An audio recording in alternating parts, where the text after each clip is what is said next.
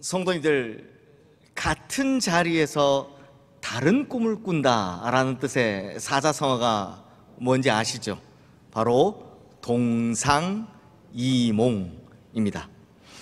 그런데 이 동상이몽이라는 것이 이제 같은 일을 하면서도 서로 다른 목적을 가졌을 때, 서로 목적이 다를 때 주로 사용하지만 굳이 좀 적용을 해보자면 이건요, 눈치가 없을 때도 사용할 수 있습니다. 제가 사실 오늘 본문의 내용을 어떤 예를 들어야 좀 쉽고 간결하게 설명할 수 있을까 고민을 하다가 잠이 들었는데요. 그러다가 이제 새벽 기도 가려고 벌떡 일어났죠. 일어났는데 시계를 딱 보니까 시간이 좀 남은 겁니다. 그럼 어떻게 합니까? 자야죠. 아까워서라도 좀 더 자려고 막 자려고 하고 있는데, 그때 우리 보통 선잠 잔다 혹은 설잠 잔다라고 하잖아요. 그 상태에서 맞아, 오늘 설교 그거 어떻게 설명하지? 라고 고민하는데 문득 바바박 하고 떠오른 게 있었습니다. 근데 이게 뭐 특별한 이야기는 아니고요, 다들 아시는 이야기인데, 그렇지만 이 이야기가 오늘 본문의 내용을 설명하는데 찰떡이더라고요.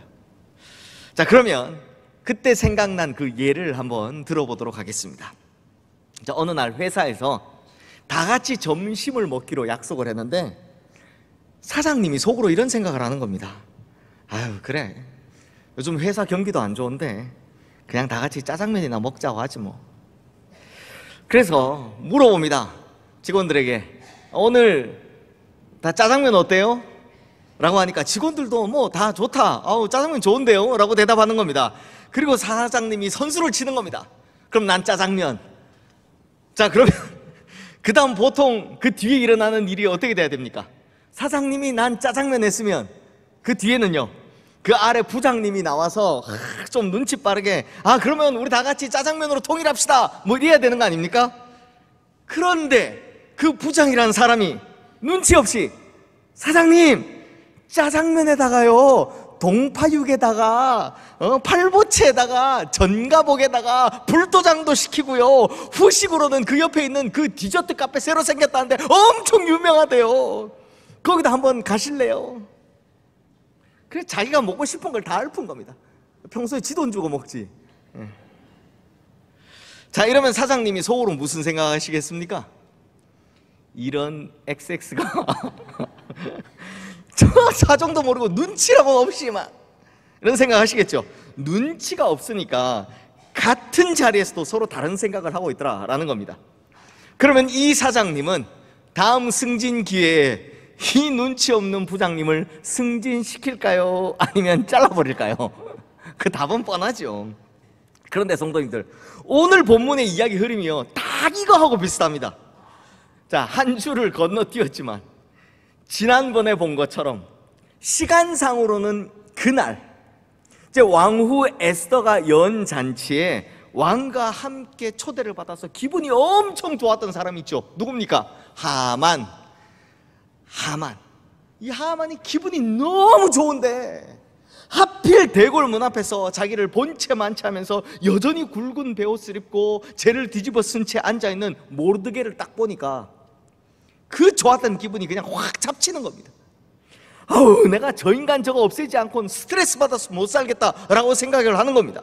그래서 결국 그날 모르드게를 죽이고자 높이가 50규빗이나 되는 나무를 세워두었다라고 합니다. 그날. 그리고 내일이 오면 에스더가 연잔치에 가기 전에 먼저 얼른 왕을 찾아가서 저 모르드게를 죽이도록 허락해 주십시오 라고 주청하러 가기를 작정했다라는 겁니다. 내일이면 말이죠. 그런데 똑같은 그날 밤 왕은 에스더가 연잔치에서 술이 잔뜩 취했는데 하나님께서 흔들어 깨우시니까 도무지 잠이 오질 않는 겁니다. 그러다 제일 재미없겠다 싶은 책, 저 역대일기, 궁중일기 가져와라, 읽어봐 라고 했는데 하필 거기서 5년 전 암살 음모에서 자기를 구해준 모르드게 이야기를 듣게 된 겁니다. 뒤늦게나마 이 사건이 기억난 왕이 야, 내가 모르드게에게 무슨 상을 베풀었느냐 라고 물어봤지만 아무것도 없다는 걸 알게 되죠. 그래서 내가 그때 모르드게에게 아무것도 해준 것이 없구나 라는 사실을 알게 되었다는 겁니다. 그날 밤. 그러니 성도님들, 이 두 사건은 하루 사이에 동시에 일어난 일이다라는 겁니다. 그러면 그 다음 날, D-Day죠. 그 다음 날 대체 무슨 일이 일어나는지 오늘 본문 4절 말씀 함께 읽겠습니다. 왕이 이르되 누가 뜰에 있느냐 하매 마침 하만이 자기가 세운 나무에 모르드게 달기를 왕께 구하고자 하여 왕궁 바깥 뜰에 이른지라.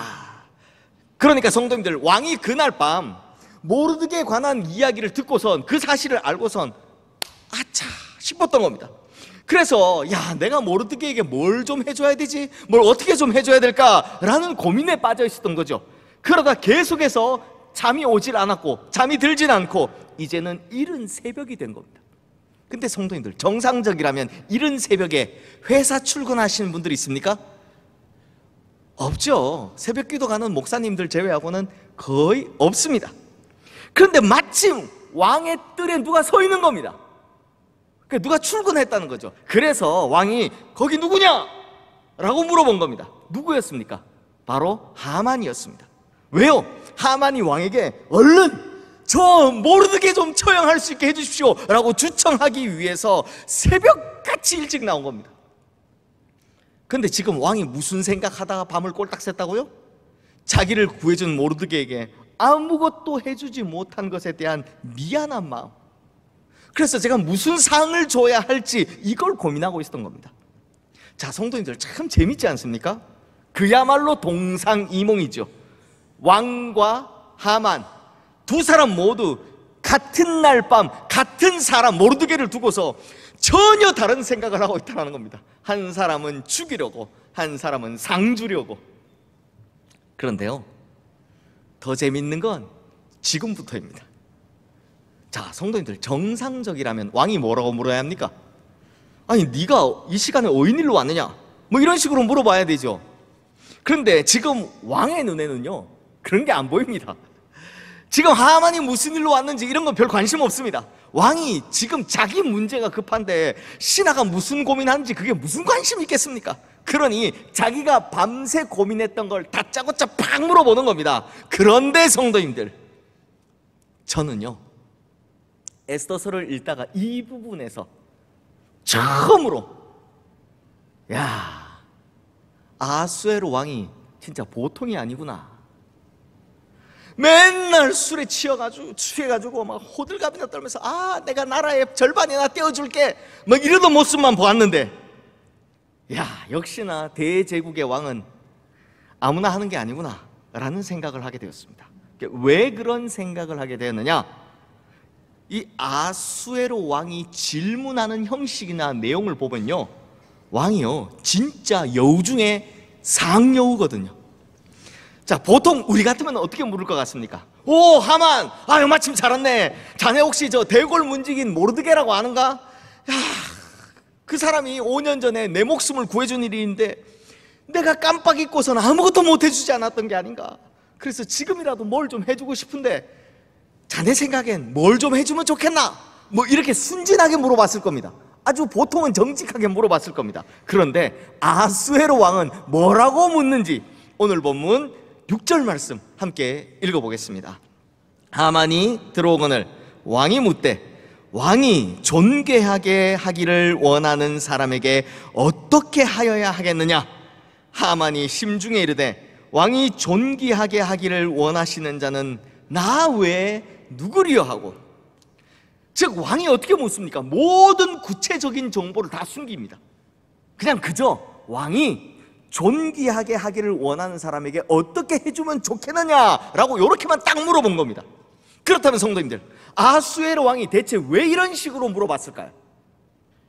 저도요, 평소에 에스더서 읽으면서 이 부분 되게 궁금했었는데, 아니, 왕이 대체 왜 이런 식으로 물어봤을까? 이건요, 아수에로 왕이 하만을 제대로 시험해 본 겁니다. 이걸 보면 아수에로 왕이요 진짜 눈치구단 정치구단이라는 생각이 듭니다. 자, 보십시오. 어젯밤에 무슨 일이 있었습니까? 왕후 에스더가 잔치를 연다라고 했습니다. 그런데 그 잔치 자리에 왕이자 남편인 자기만 초대한 게 아니라 굳이 그 자리에 누굴 또 함께 데려오라 했다고요? 하만을 함께 데리고 오십시오 라고 초대했다는 겁니다. 자, 이게 왕의 입장에서 또 남편의 입장에서 기분이 좋겠습니까? 나쁘겠습니까?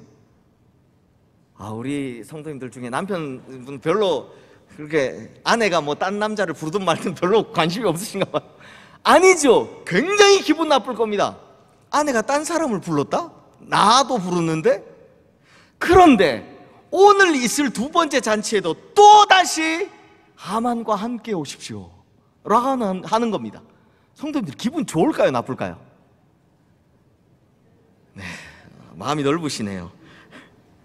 그러니 성도님들, 에스더가 왜 그랬는지, 여기서 그때 왜 하만을 데리고 오라고 했는지 여러 가지 이유가 있겠지만 알고 보면요, 왕의 질투, 남편의 질투, 결정적으로 딱 이걸 작동시킨 겁니다. 그러니 하나님께서 그 순간 에스더에게 주신 지혜가 보통 지혜가 아니었다는 거죠.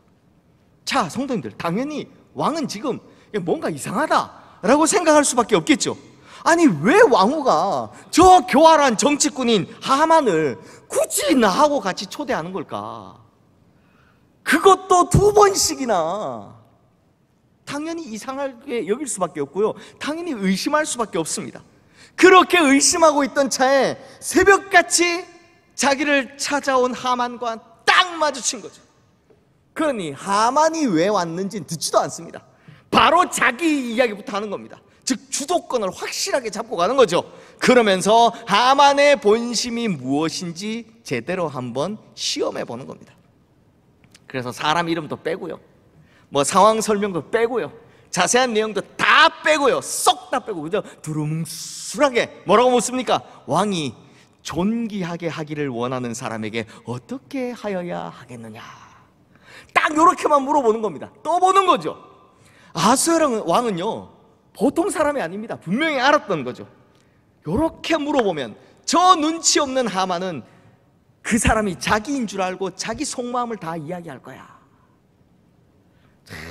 지금까지는 그렇게도 허술해 보이던 왕이었는데 지금은 진짜 똑똑해 보이지 않습니까?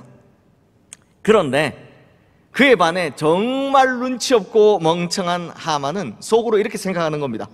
왕이 존귀하게 하기를 원하시는 자는 나 외에 누가 있으리요? 야, 스스로 무덤 잘 팝니다. 아니 성도님들, 상식적으로 생각해 보십시오. 이게 만약 그 사람이 하만이면 왕이 그래 하만아 내가 너한테 뭘 좀 해줄까? 이렇게 묻겠죠. 이게 묻는 게 상식 아닙니까? 그런데 그렇게 안 물어봤다라는 건 너는 아니야 라는 이야기잖아요. 너 말고라는 이야기잖아요.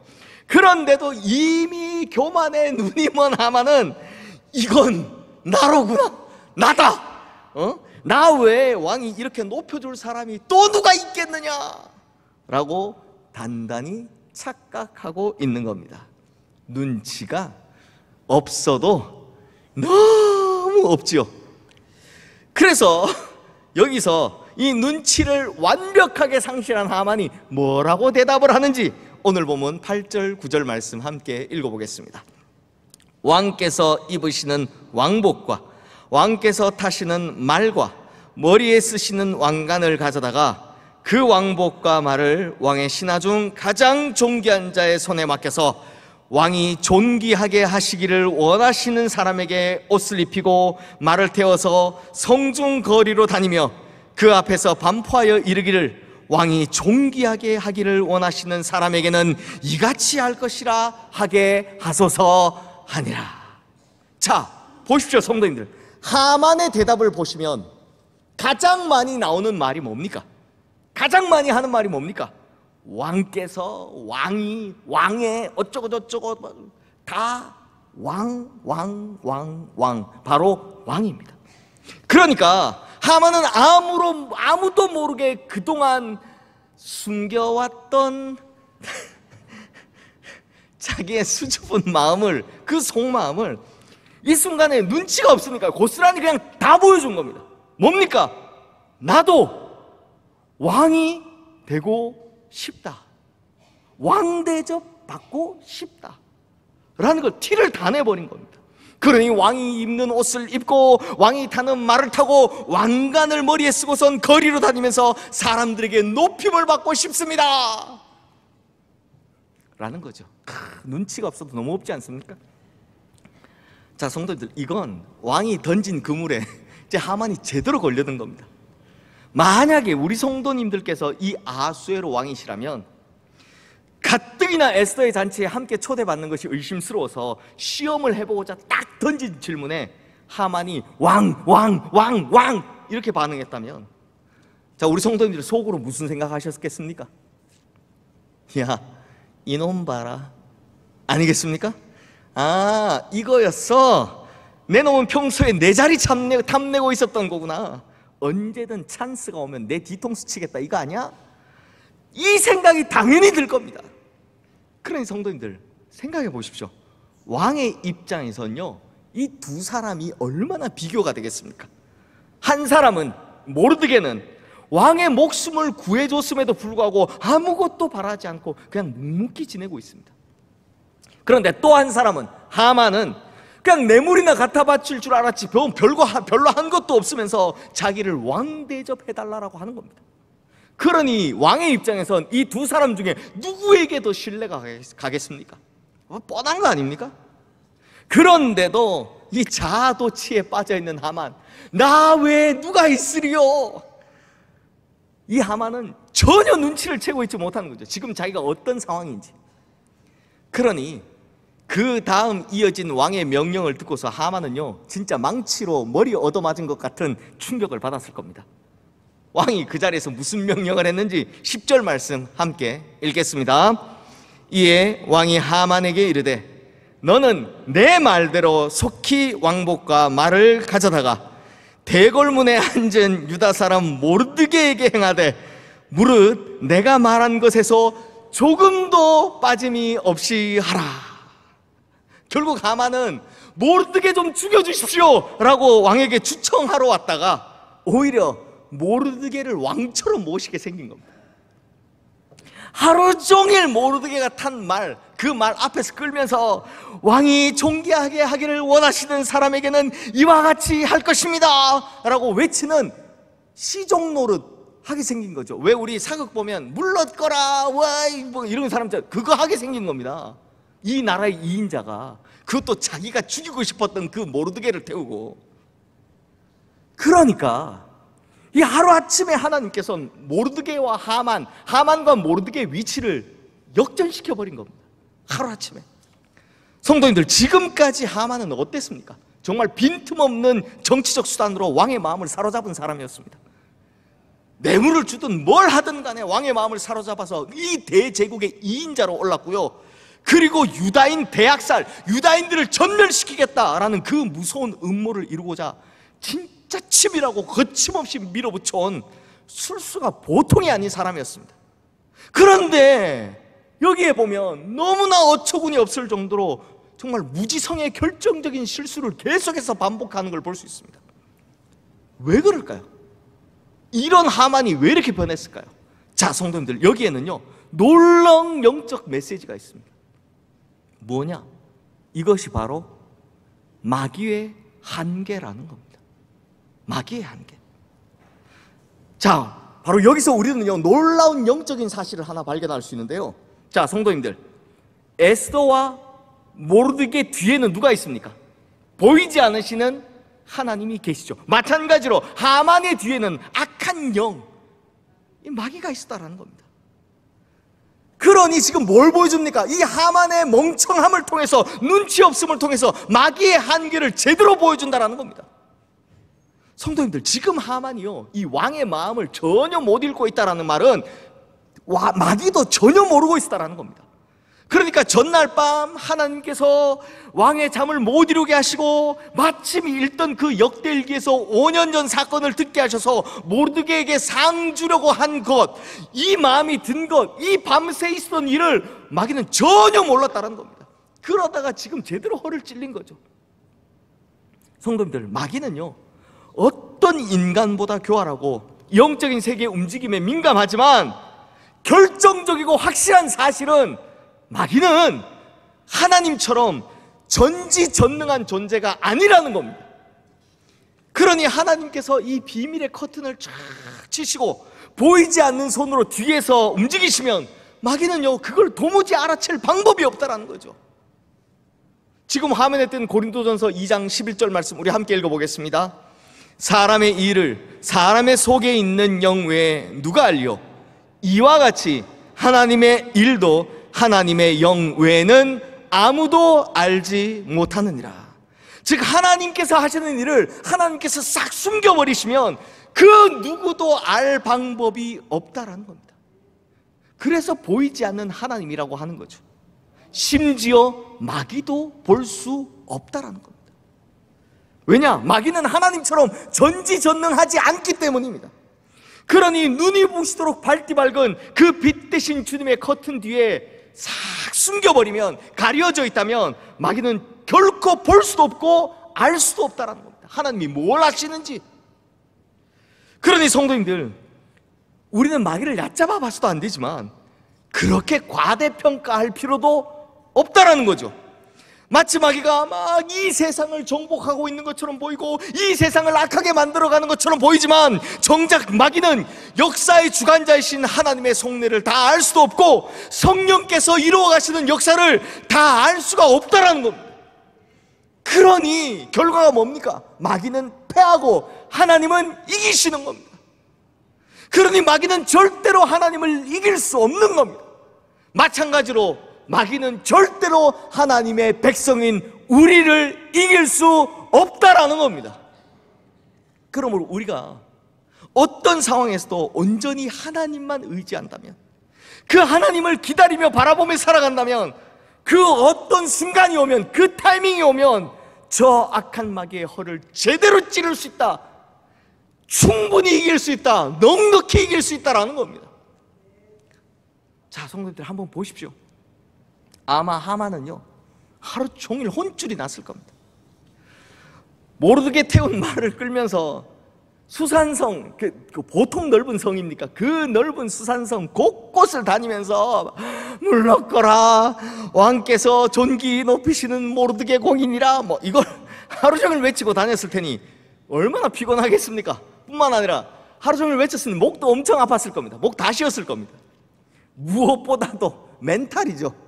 심리적으로 수많은 사람들 앞에서 수많은 사람들이 지켜보는 데서 자기 원수 같았던 저 모르드게 시종 노릇하고 있었으니 정말 죽고 싶도록 부끄러웠을 겁니다. 자기가 나라의 2인자인 줄 알았는데 지금 시종 노릇하고 있으니 얼마나 부끄러웠겠습니까?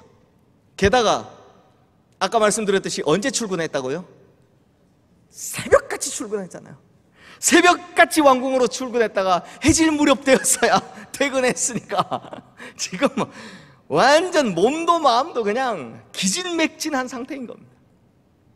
그렇게 파김치가 되어서 집에 돌아와선 아내와 친구들에게요, 자기가 오늘 당했던 이 치욕스러운 일에 대해서 막 이야기를 하는 겁니다. 뭐 그렇죠. 아마 우리도 뭐 보통 사람들이 그렇듯이 하루 종일 힘든 일 겪으면 제가 가족이나 가까운 이들한테 찾아가고 막 하소연하잖아요. 뭐 위로받기를 원했던 것 같습니다. 그래서 내가 오늘 이런 일이 있었는데 막 이렇게 저랬거든, 이야기를 다 하고 있었습니다. 그런데 거기서 무슨 말이 나오느냐? 오늘 보면 13절 말씀 함께 읽겠습니다. 자기가 당한 모든 일을 그의 아내 세레스와 모든 친구에게 말하며 그중 지혜로운 자와 그의 아내 세레스가 이르되, 모르드게가 과연 유다 사람의 후손이면 당신이 그 앞에서 굴욕을 당하기 시작하였으니 능히 그를 이기지 못하고 분명히 그 앞에 엎드려지리이다. 자, 이 말을 누가 했다고요? 아군입니까? 적군입니까? 아군이 했다라는 겁니다. 자, 성도님들, 여기서 지혜로운 자는요, 예전에 우리 1장에서 봤는데 하만을 도와서 유다인들 멸망시킬 날을 제비 뽑았던 바로 그 페르시아에서 제일 유능한 술사들을 말하는 겁니다. 즉 페르시아에서 제일 유명한 무당들 말하는 겁니다. 그런데 그들의 입에서 툭 하고 튀어나온 말이 바로 이겁니다. 모르드게가 과연 유다 사람의 후손이면 당신이 그 앞에서 굴욕을 당하기 시작하였으니 능히 그를 이기지 못하고 분명히 그 앞에 엎드러지리이다. 이건 마치 예언자처럼요, 모르드게는 하나님의 백성인데 당신이 그 앞에서 굴욕을 당했다고 하는 거 보니 당신은 이 싸움에서 이미 졌습니다. 우리의 신이 여호와 하나님께 이미 패배한 겁니다 라는 그 놀라운 말이 그 술사 입에서 툭 하고 튀어나온 겁니다. 그러니까 이들조차도요, 마귀가, 악한 영이 아무리 비범한 수를 쓴다고 해도 절대로 하나님을 이길 수가 없구나 라는 걸 스스로 인정해버린 겁니다. 바로 그 순간이었습니다. 마지막 14절 말씀, 무슨 일이 일어난지 함께 읽어보겠습니다. 아직 말이 그치지 아니하여서 왕의 내시들이 이르러 하만을 데리고 에스더가 베푼 잔치에 빨리 나아가니라. 그러니까 아직 이 대화가, 이 말이 다 끝나지도 않았는데 마치 기다렸다는 듯이 왕의 내시들이 우르르 들어와가지고 하만을 톡 잡아서 데리고는 에스더가 베푼 잔치로 끌고 가버렸다는 겁니다. 뭔가 굉장히 급박해 보이지 않습니까? 당신이 졌습니다 한순간 들어와가지고 팍 잡고 갑시다.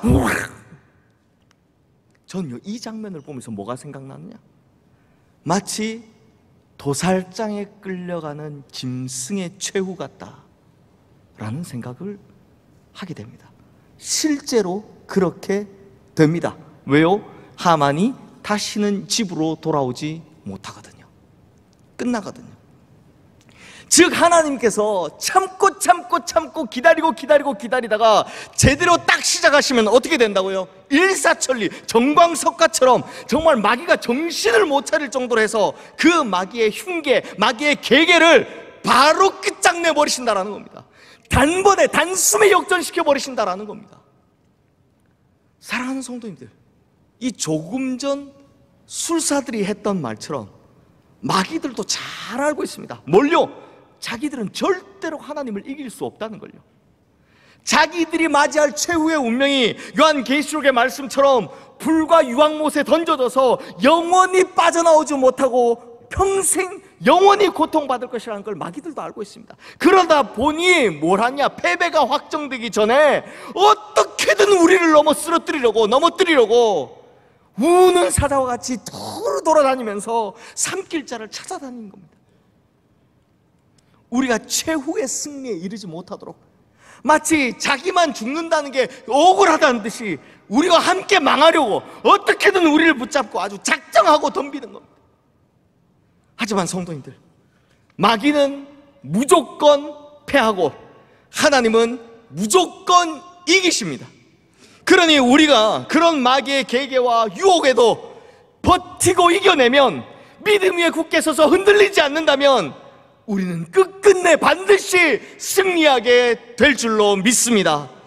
그러니 우리 성도님들, 그 어떤 어려움 속에서도, 그 어떤 유혹 속에서도 잘 참고 견디며 믿음 위에 굳게 서서 승리의 날을 기다리며 기대하시는 우리 성도님들 다 되시기를 주님의 이름으로 축원합니다. 그러면 우리가 정말 생각지도 못한 타이밍에 하나님께서 커튼을 확 꺼드시고 짠 하고 나타나셔서 단번에, 단숨에 이 모든 상황을 역전시키리라 믿습니다. 기도하겠습니다. 하나님 아버지, 현재의 상황이 우리가 기도하는 방향과 반대로 가는 것 같고 주위의 상황은 폭풍 치는 것처럼 요동칠지라도 절대 두려워하지 않게 하여 주시옵소서. 또한 저 마귀가 어떻게든 우리를 흔들어 많은 길로 쓰러뜨려 끌고 가려 할지라도 결코 거기에 흔들리지 않게 하여 주시옵소서. 마귀는 무조건 패하며 하나님은 무조건 이기신다는 것을 믿고 최후 승리의 그날이 오기까지 믿음 위에 굳게 서서 나가는 우리 성도님들 다 되게 하여 주시옵소서. 그리하여 역전의 그날, 승리의 그날을 우리가 보게 하여 주시옵소서.